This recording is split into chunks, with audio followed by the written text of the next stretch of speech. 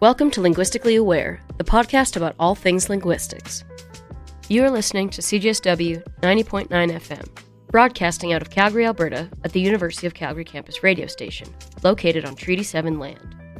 I would like to take this opportunity to acknowledge the traditional territories of the people of the Treaty 7 region in southern Alberta, which includes the Blackfoot Confederacy, comprising the Siksika, Piikani, and Kainai First Nations, the Tsuut'ina First Nation, and the Stoney Nakoda, including the Chiniki, Bearspaw, and Goodstoney First Nations. The City of Calgary is also home to Métis Nation of Alberta, Districts 5 and 6. My name is Brooklyn Shepard, and I'm a PhD student in linguistics at the University of Calgary. In this conversation-based podcast, I sit down with linguists, or language experts, to talk about the ways language and linguistics interacts with our daily lives. In this episode, I'd like to welcome back our special guest host, Jesse Weir, a fellow PhD student in the linguistics department here at U of C. Jesse sits down with Dr. Keir Moulton, a syntactician from the University of Toronto. Jesse chats with Dr. Moulton about his career as a linguist and his recent talk he gave at the University of Calgary. Dr. Moulton's talk focused on the differences between sentences like, "I love that you brought donuts to the party," versus, "I love it that you brought donuts to the party." While this might seem like such a subtle difference, Dr. Moulton talks about how this seemingly small example can help us answer more fundamental questions of how language is produced and understood in our minds.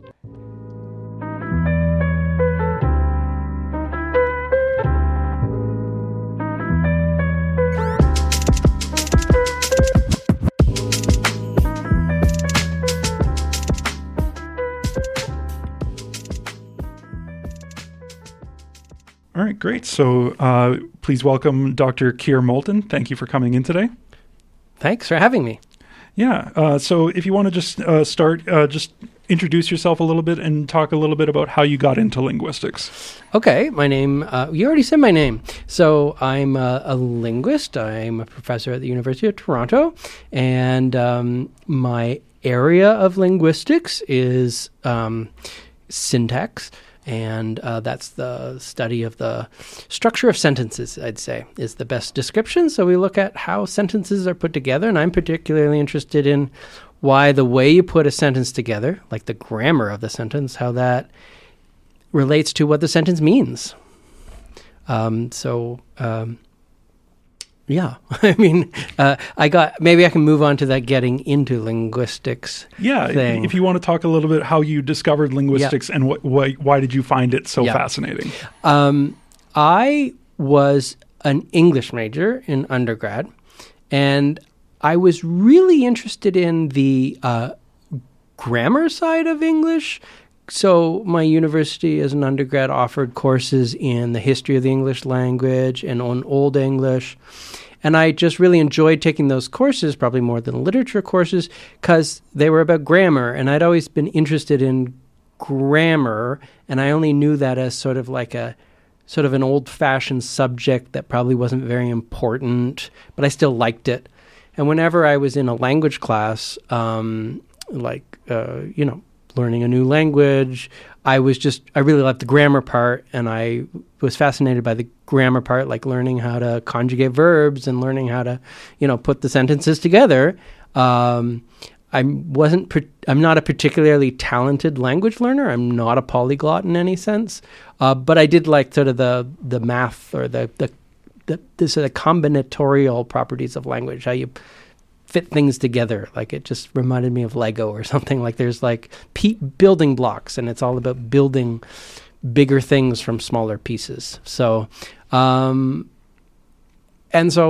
I didn't think that was a thing you could do for real. Like I think I once thought to myself, wouldn't it be cool to actually like just study grammar as its own thing without having to be like studying how to learn the language or to read it or to, have a conversation in it or to read the literature. Like, wouldn't it be cool if you could just study grammar of the world's languages? And I had no idea that was actually a thing because I had never heard of linguistics. And I had heard of linguistics, but I thought that was for people who were like polyglots who are like really good at picking up languages.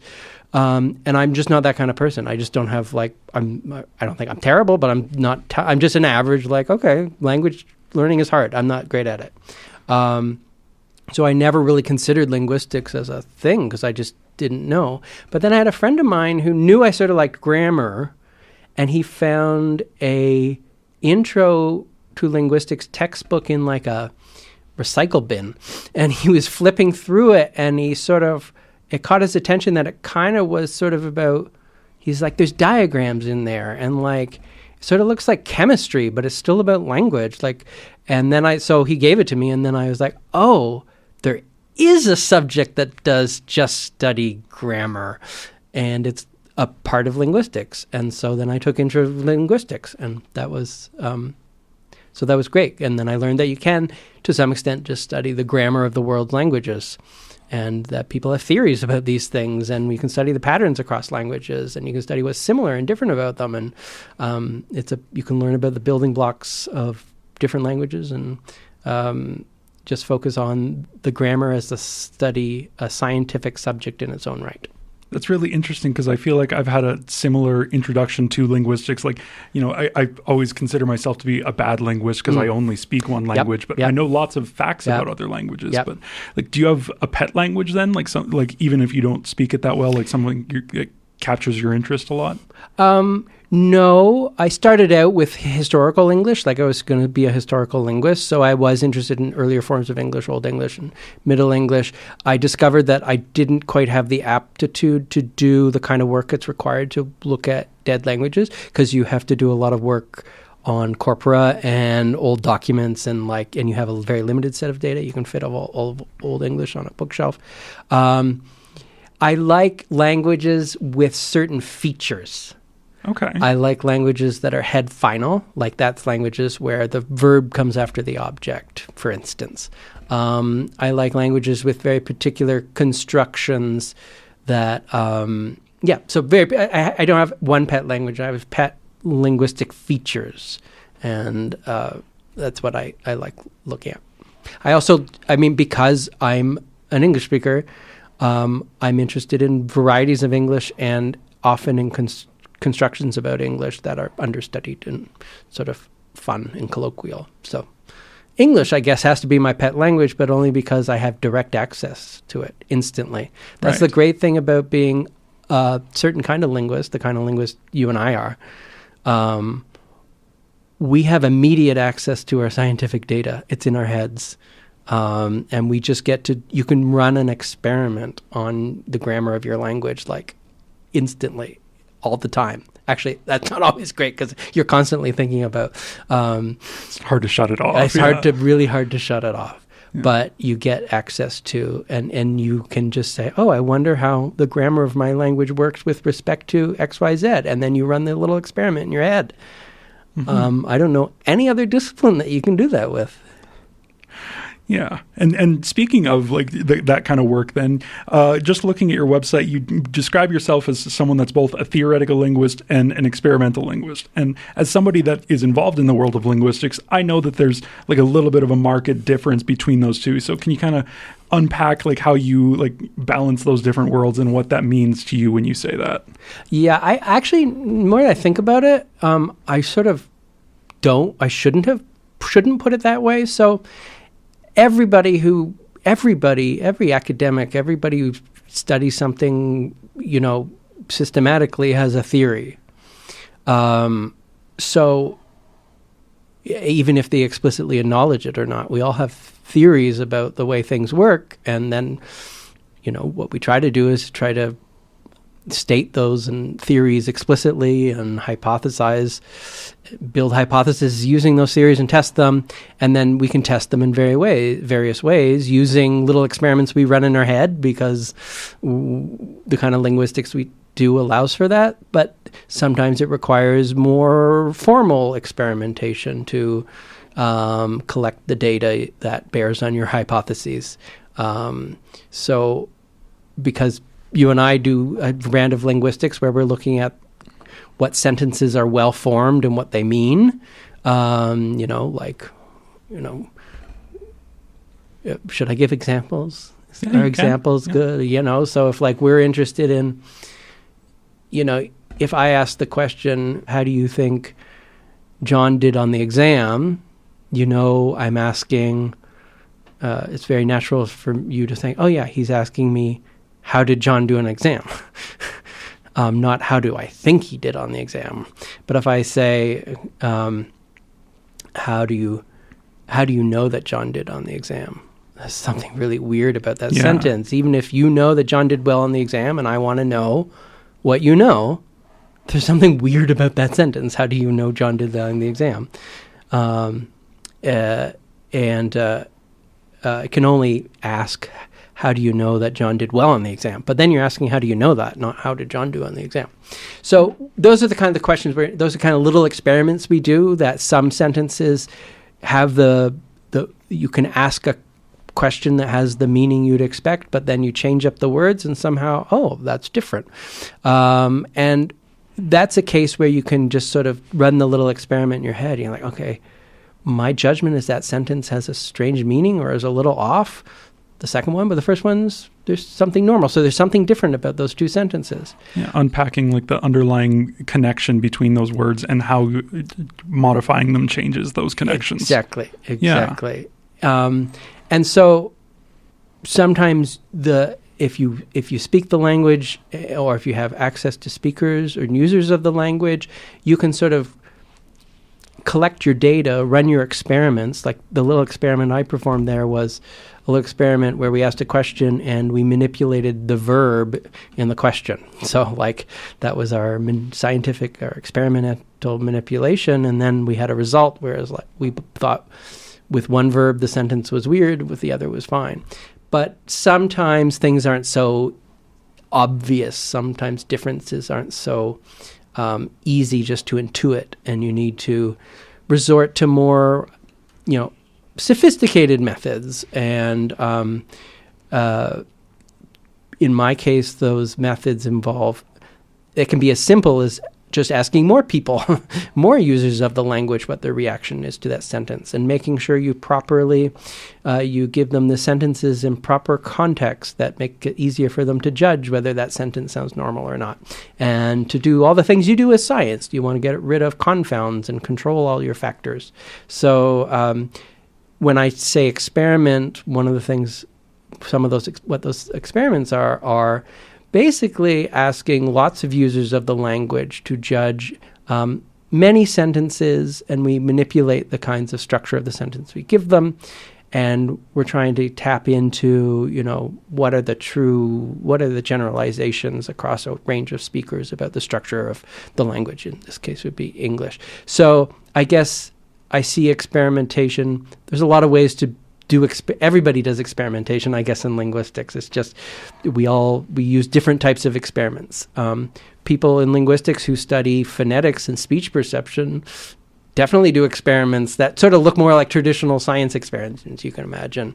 Or people who study linguistics using neurolinguists who study how language is represented in the brain. I mean, they're doing experiments, but they have theories too. Like, so every, linguist, whether they run fancy experiments with machines or just the kinds of experiments we start out with, which is just asking about sentences to our friends and in our head, we all have theories and we all have experiments. I've always heard it as experimental linguists trying to justify why they're also theoretical linguists. So it's interesting to hear you say, well, everyone's a theoretical linguist, but we also all do experiments, like taking it the other way. Like it's the first time I've heard that approach, and I really appreciate that perspective. Yeah, some people's theories have different shapes and different interests and guided by different questions. But I just don't think there's anybody who seriously studies something who doesn't have a theory that guides them. Because otherwise what are you doing? How do you know what to look at if you don't have a theory? Are you just collecting random facts? I mean, most of the linguists we know don't just go around collecting random unrelated facts, right? Mm-hmm. You sort of collect related facts, and you have questions about those facts and how they're related and what they tell you about language in general. So you have to have a theory. Everybody has a theory. And everybody does experiments, whether they call them that or not. Oh, that's an interesting perspective. Thank you.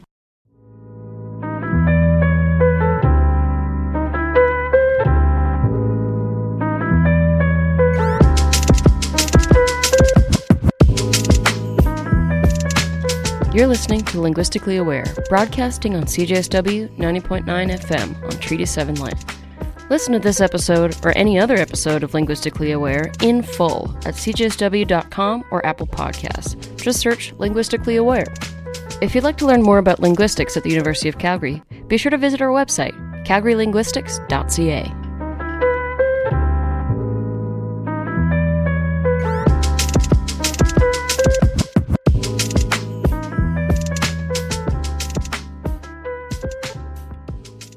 So speaking of a little bit of your theory then, so today you've been invited here to the university and you gave a talk about prolepsis constructions in English. So I was hoping that maybe you could talk to our audience and kind of explain what those are and explain what it might mean for English and for other languages that might use those constructions too. Yeah, so in English and a lot of other languages, you sometimes have the option of saying a sentence in two ways. You can say it like, I love that you brought fresh donuts to the party. Or you can say, I love it that you brought fresh donuts to the party. And the second one, I put a little it in there. I love it that you brought fresh donuts to the party. And lots of languages do this in various ways. They can they put little pronouns before they introduce the subordinate clause, you might call it. So, and I'm particular, and so the question is, what's that pronoun doing there? Mm-hmm. How is that, what effect does that have on the meaning of the sentence, if any? What does that do to the structure of the sentence? And we sort of, what we do when we sort of look at sentences that can be expressed more than one way, we sort of ask, okay, does it have an effect on the meaning? Does it have an effect on the structure? And we sort of use other syntacticians, use other things to sort of poke at the structure of the sentence. So we sort of probe the structure of a sentence by manipulating other aspects of it. And we ask questions. We use other constructions to ask questions about the constructions we're interested in. So earlier, I was giving you an example about how forming questions in English can often have surprising results. So we had that example where you asked, how do you think John did the exam versus how do you know John did on the exam? There's something very different about those sentences, even though they're identical except for the verb. Well, oftentimes using question sentences is a really good way to probe differences between sentences. So those proleptic constructions I was telling you about, the name is funny. Like the word, why it's called proleptic is just, don't worry.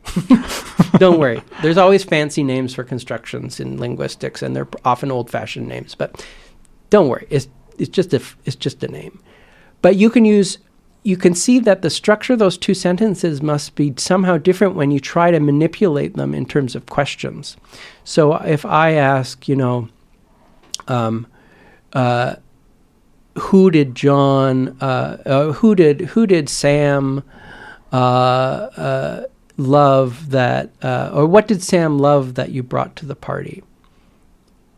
That's a okay question. It sounds pretty natural. It's maybe a little, it's a complicated sentence, but I think it's, you could say it and you know what I mean. And yeah, you could answer that like apples and it would make sense. Exactly. Yeah. And then the question is, the research I'm doing uses questions as a probe into the structure of the sentences with that little it in there. So what about the sentence, what do you love it that Sam brought to the party? Where it would still be the thing that's being brought to the party. Right, still being.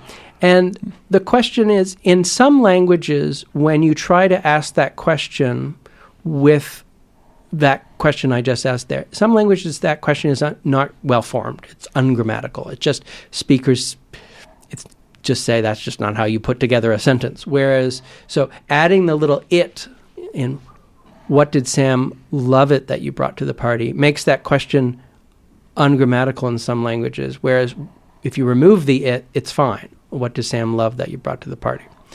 Mm-hmm. So, and it's been documented in a number of like German and Dutch. That's what happens. And then there's a question about, well, what about other languages and what about English? And when I was sort of doing this little experiment with you, like, what do you think of how well-formed those two sentences are? It wasn't exactly clear. I was like, they're both hard sentences.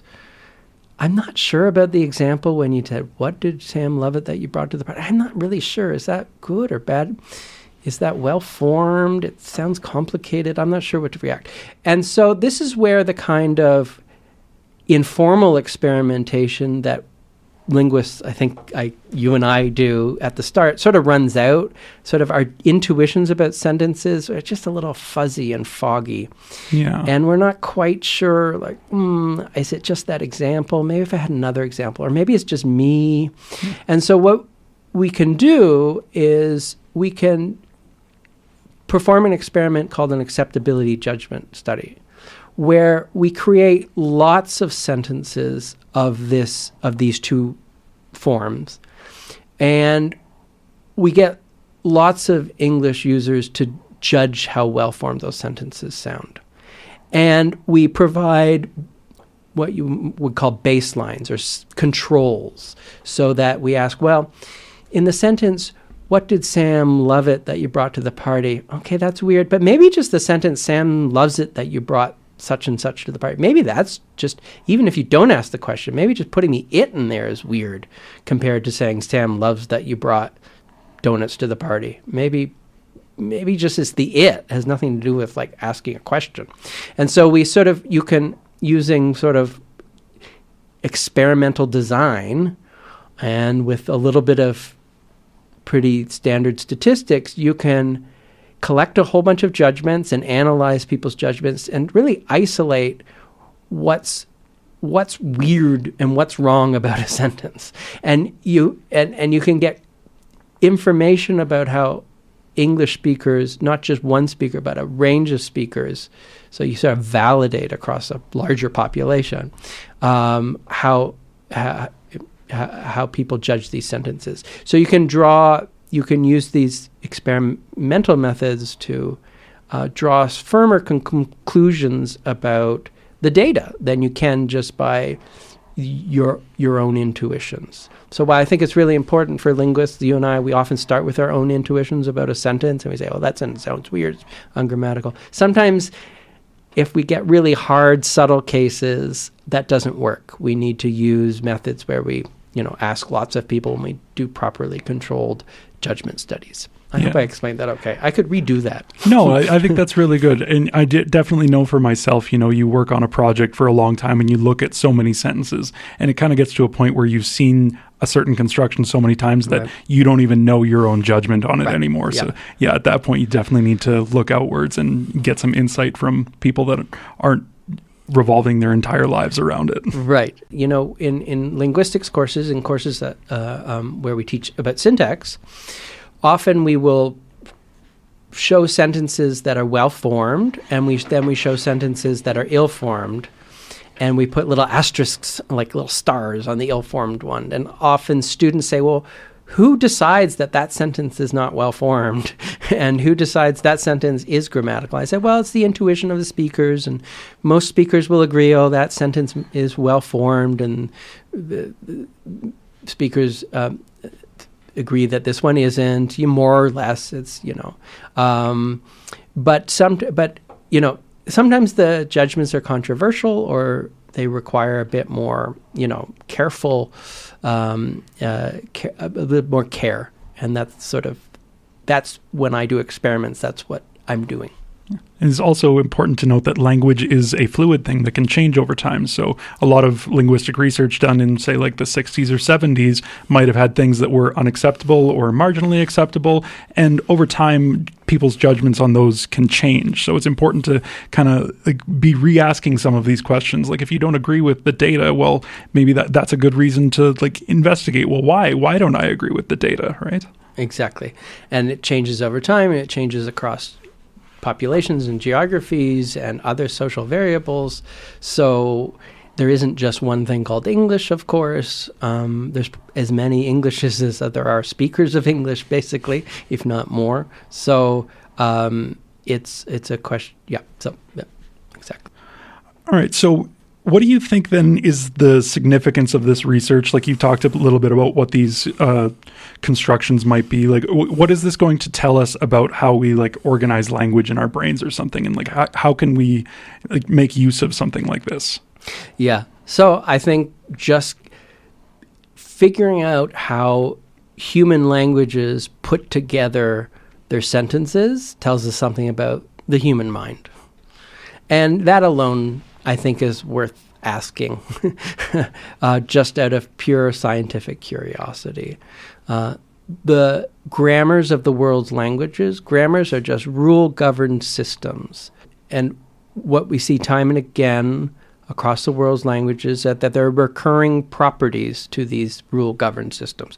They're different in a lot of ways, but there's often some interesting similarities across languages that suggest it's not just something about Dutch or Indonesian or Basque or English. There's something general about human language.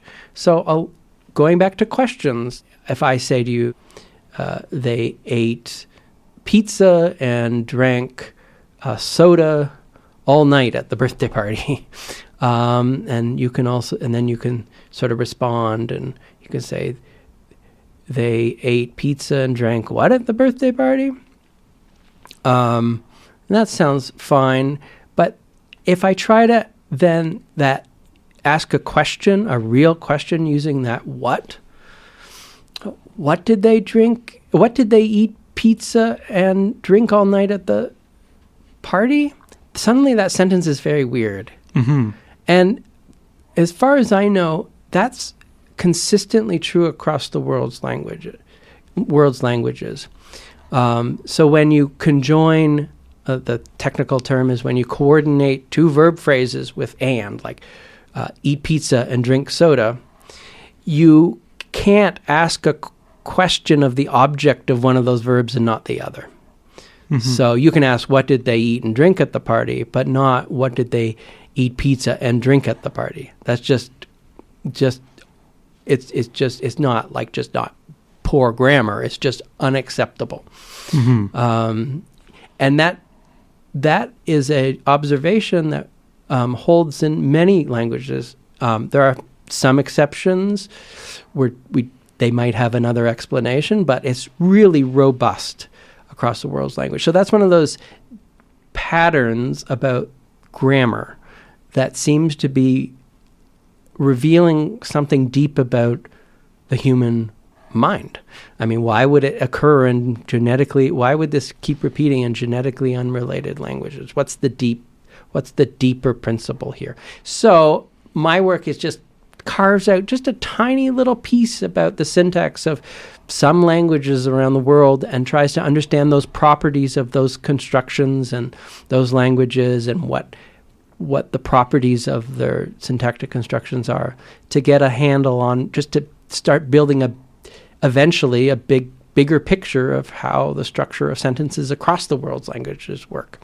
So I just see my work as just, we're all just like contributing our little parts to it, and but the overall goal is to get a better understanding of what are the patterns across the world's languages that seem to reveal something deeper about human language, which in turn some of us think reveals something deep about the human mind.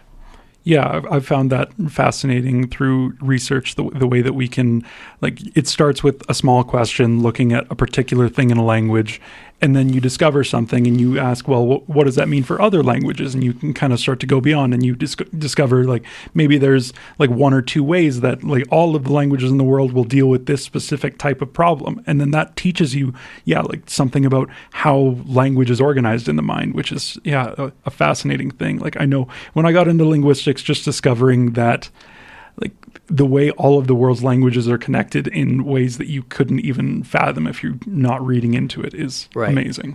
And you sort of have to they're connected in similar, very abstract levels. I mean, languages are they have a lot of variety, different obviously the sounds can vary, and the way the words obviously vary. Like there's a lot of diversity in language. Like that's the thing that strikes you first, is all the diversity.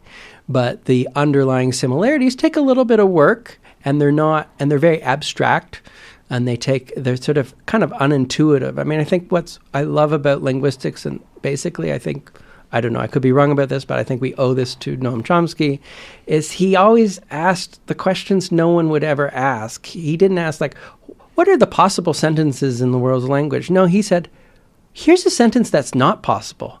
Why isn't that not possible? Like, I mean, that's just the sign of a genius, not to say, why is the world the way it is? He asked, why is the world not this other possible way? And when you start to think about all the possible ways language could organize itself, it's huge. There's so many ways language could be that it isn't. And that's the interesting thing. Why is language these few set of ways and not all the other possible ways? Yeah, like of the thousands of languages out there, why do we only have like a certain amount of typological possibilities that emerge? Exactly. And, people disagree about what the answer to that. Chomsky has one answer to it, or a family of answers. Some people have other answers. But I think, as far as I know, most people see that there's something constrained about human language. Human languages are constrained in certain ways. It's not a free-for-all. They're not. You could invent languages that had a whole bunch of interesting properties that human languages just don't have.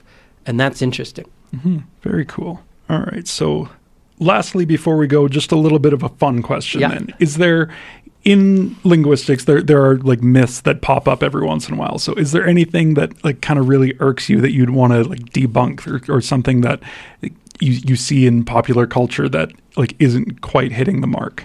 Yeah, I'm not sure. It's not really a myth. Well, I'll put it this way.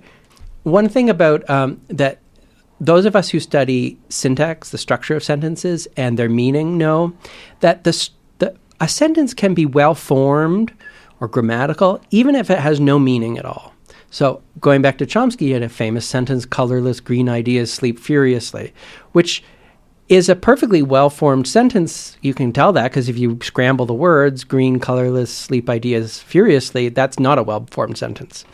But colorless green ideas sleep furiously doesn't have much of a meaning, and if it has a meaning, it's poetic.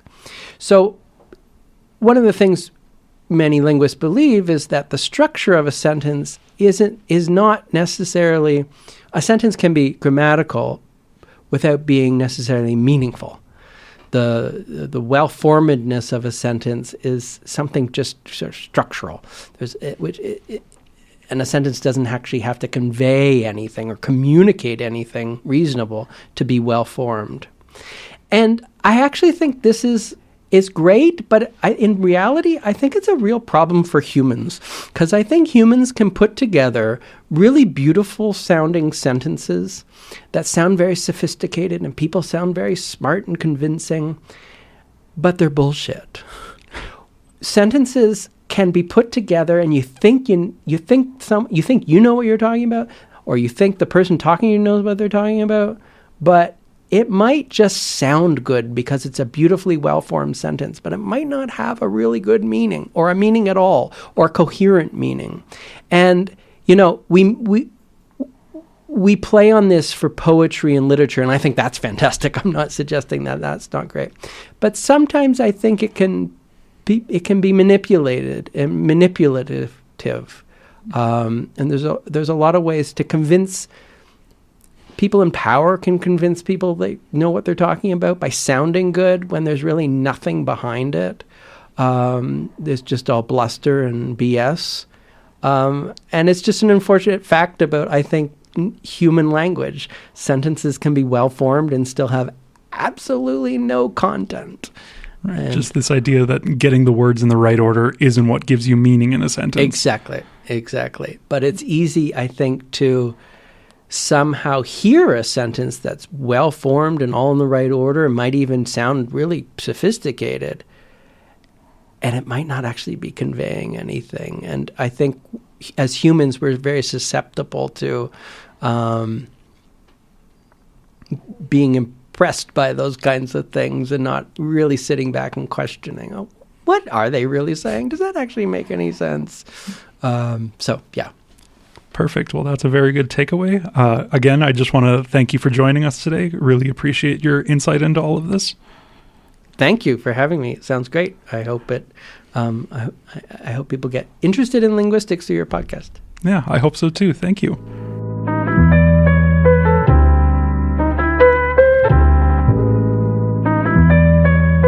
Thanks for tuning in to this episode of Linguistically Aware.